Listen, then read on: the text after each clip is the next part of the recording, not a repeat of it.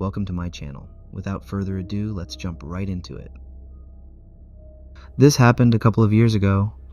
I don't usually walk home that late, but you know how it goes, sometimes life just happens. That night was cold, the kind that makes you tuck your hands deep into your pockets and wish you were anywhere but outside.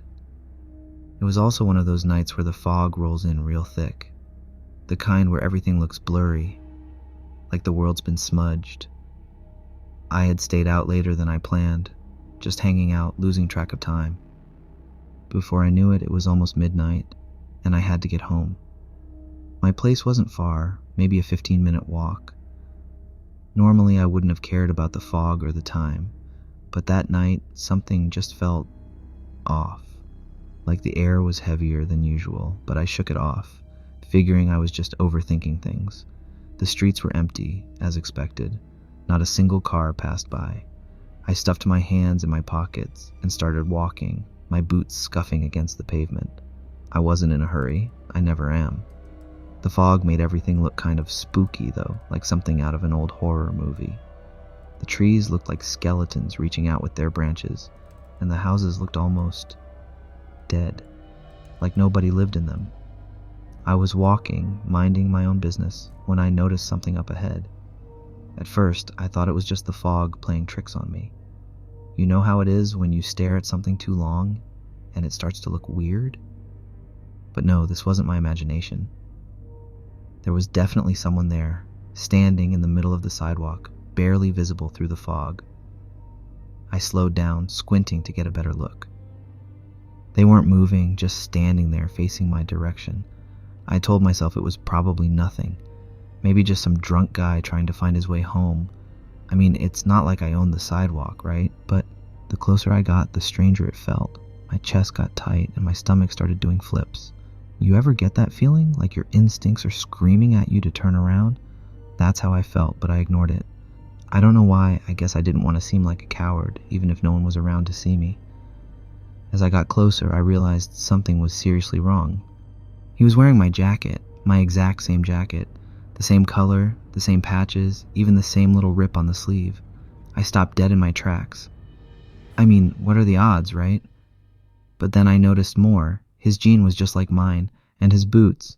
Same style, same scuffs on the toes. My heart started racing, but I still tried to think logically maybe it was just a coincidence. Maybe he had the same taste in clothes as me. Stupid, I know, but it was the only explanation I could come up with at the time. But then I saw his face. It was my face. Yeah, you heard me. He was wearing my face. I don't even know how to describe it. It was like looking in a mirror, but it wasn't a reflection. It was real, right there in front of me. He had my eyes, my nose, my mouth, everything, even the scar on my chin from when I fell off my bike as a kid. But it wasn't just the face that freaked me out. It was the way he looked at me, like he me better than I knew myself. His eyes weren't just looking at me, they were looking through me, like they could see every thought I'd ever had, every secret I'd ever kept. I wanted to say something, but my throat felt like it was filled with sand. My legs felt like they were stuck in quicksand. All I could do was stand there, frozen, as he started walking toward me. But then, just as he got close enough for me to make out every detail of his face, he stopped. And then he chuckled. It wasn't a normal laugh either. It was low, raspy, and so quiet it almost blended into the fog, but it sent chills through my whole body. It wasn't just creepy, it felt wrong, like it didn't belong in this world. I don't know what it was about that laugh, but it broke something inside me.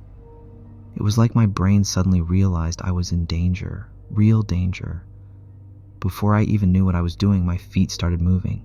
I didn't think about it. I didn't look back. I just ran. I ran like my life depended on it because, in that moment, it felt like it did. The whole time, I could still hear that laugh behind me. It wasn't loud, but it didn't need to be. It followed me, weaving through the fog like it was chasing me. No matter how far I ran, it was always there, just faint enough to make me wonder if I was imagining it. But I wasn't. I know I wasn't. I didn't stop running until I got to my apartment. I slammed the door behind me, locked it, and leaned against it, gasping for air. My chest was on fire and my legs felt like jelly, but I didn't care. I was inside. I was safe. I hoped. For the next few hours, I sat on my couch, staring at the door and jumping at every little sound. I couldn't get rid of the feeling that they were still out there, waiting for me. Who was that? And why did he look like me? I thought that was the end of it, you know? That once I got home and locked the door, I was safe. And for a while, I managed to convince myself it was just a one-time thing. Maybe I was tired. Yeah, that was it. But a month later, it happened again, only this time it was worse. It was late, probably around 11 or so. I was home alone because my brother had gone out with his friends.